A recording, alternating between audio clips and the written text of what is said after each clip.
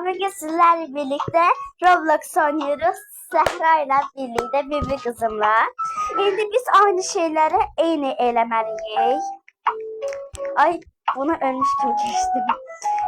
Eyni şeyi eləməliyik. Ona göre uzaq-uzağa gedirik. Mən hindili bilmirəm. Hardadır Zehra?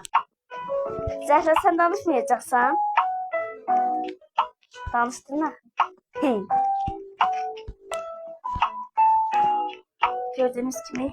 Ama Zehra ben desem bilmem hardadır diye düşündüm. Koya bildim. O defa bayağı oynadım. Onda video çekmedim. Bir çanta. Gizemlilerden pis şey çıkar diye. Hı? Yo, pis şey çıkar.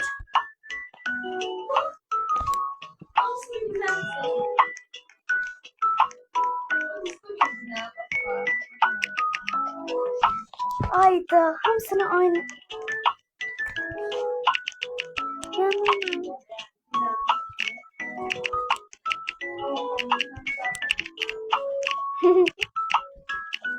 Ben diye sen dediğim çalıştım. Ahırda puan vereceksiniz bize. Kiminki daha güzel oldu. Yalan demeyi olmaz. Zehra'nın sence neçə yaşı var yorumlarda yazın ve benimkini de.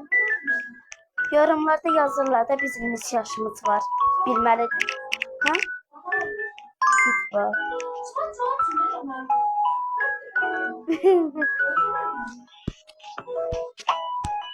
Maalesef Zehra.